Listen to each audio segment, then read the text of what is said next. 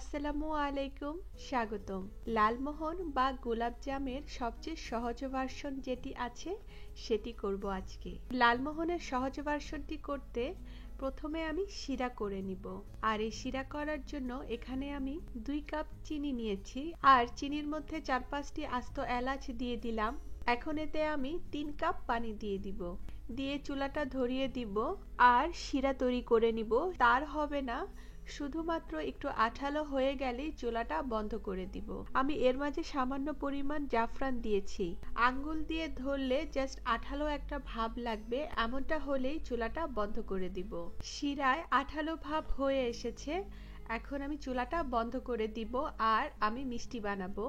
আর এই মিষ্টি বানানোর জন্য আমি এখানে 1 কাপ গুঁড়া দুধ নিয়েছি আর নিয়েছি আমি 2 টেবিল চামচ ময়দা, 1 চা চামচ সুজি, সুজিটা শুকনা সুজি আর 1 চা চামচ বেকিং পাউডার দিয়ে সব শুকনা উপকরণ ভালো করে মিশিয়ে নিব। এখন এতে একটি ফ্যাটানো ডিম দিয়ে দিব, দিয়ে ভালো করে মিশিয়ে নিব। এখন খামিরটি কতটুকু শুকনা রয়েছে কিংবা কতটুকু ভেজা রয়েছে সেই আন্দাজে দুধ দিয়ে দিব। আমি এখানে ঠান্ডা তরল গরুর দুধ 2 চা চামচ দিয়ে দিলাম। যদি আগে দুধটা দেই তাতে হবে কি, যদি ডিমটা বেশি বড় থাকে তাহলে খামিরটা বেশি নরম হয়ে যেতে পারে। তাই ডিম দেওয়ার পর পরিমাণ মতো দুধ, বা যদি দুধ না থাকে তাহলে আবার একটি ডিম ফেটিয়ে ওখান থেকে সামান্য পরিমাণ ডিম দিয়ে দিলেও হবে। লালমোহন মিষ্টির জন্য খামির মথতে হবে না, শুধুমাত্র সবগুলো উপকরণ ভালো করে মিশিয়ে নিলেই হবে। মেশানো হয়ে গেছে। এখন হাতের তালুতে সামান্য পরিমাণে ঘি মাখিয়ে নিলাম। ঘি না মাখাতে চাইলে তেলও দেওয়া যাবে। আর ছোট ছোট করে মিষ্টির জন্য বল বানিয়ে নিব। বলগুলো খুব বেশি বড় বানাবো না, কারণ এর মাঝে বেকিং পাউডার আর ডিম আছে। মিষ্টিগুলি যখন ভাজবো তখন মিষ্টি আরো ফুলে উঠবে, আবার শিরাতে দিলেও মিষ্টি ফুলে উঠবে। তাই সেই আন্দাজে প্রথমেই একটু ছোট ছোট করে মিষ্টির জন্য বল বানিয়ে নিতে হবে। মিষ্টির বল বানানোর সময় বলের উপরে যদি ক্র্যাক থাকে তাহলে বুঝতে হবে যে খামিরটা শুকনো রয়ে গেছে। তো তখন আবার সামান্য পরিমাণ ঠান্ডা তরল দুধ অথবা একটি ডিম ফেটিয়ে সামান্য পরিমাণ দিয়ে ভালো করে মিশিয়ে নিলেই হবে। আমার সবগুলো মিষ্টি বানানো হয়ে গেছে। আমি অন্য একটি ডেজার্ট করার জন্য এখানে ছোট করে কিছু মিষ্টি বানিয়ে নিয়েছি। এখন আমি মিষ্টি ভেজে নিব। আর লালমোহন বানানোর জন্য সবচেয়ে প্রধান বিষয়টি হচ্ছে মিষ্টি ভাজা। ভাজা যদি পারফেক্ট হয় তাহলে মিষ্টিও পারফেক্ট হবে।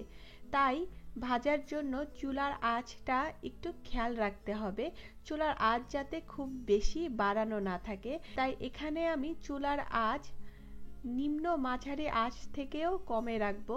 তেল অল্প গরম করে আমি ভেজে নিব মিষ্টিগুলোকে, যাতে মিষ্টির ভেতরেও হয়ে যায় ভালোভাবে আর উপরেও নরম ভাবটা থাকে। যদি তেল বেশি গরম থাকে তাহলে আমরা সবাই জানি ভিতরে হবে না, কাঁচা থেকে যাবে আর উপরে খুব তাড়াতাড়ি রং হয়ে যাবে। তাই চুলার আঁচ নিম্ন মাঝারি আঁচ থেকে কমে রাখবো আর এই আঁচে তেল গরম করব, এই আঁচে মিষ্টিগুলোকে ভেজে নিব।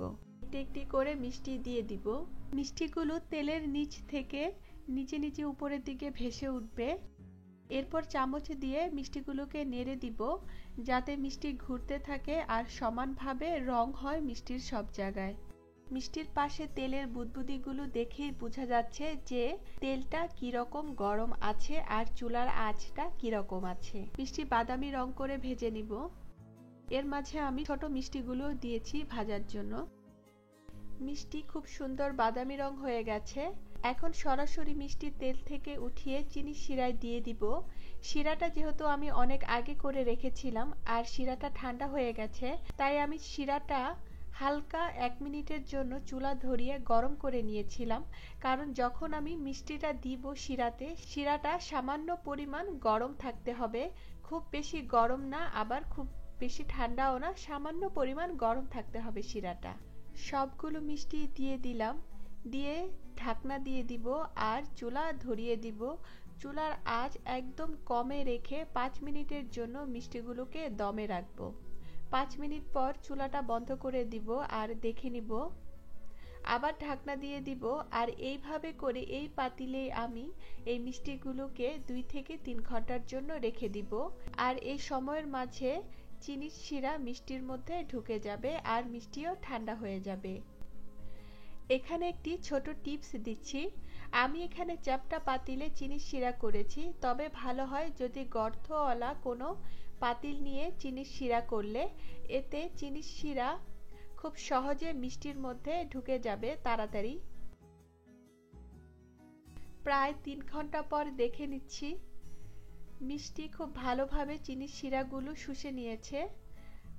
এখন ইচ্ছা করলে নর্মাল ফ্রিজে রেখে ঠান্ডা করেও খাওয়া যাবে, আবার এভাবেও খাওয়া যাবে নর্মালি।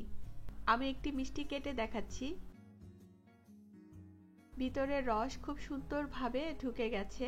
অনেকে প্রশ্ন করে থাকে যে ডিম দিয়ে মিষ্টি করলে ডিমের কোনো গন্ধ পাওয়া যাবে কিনা।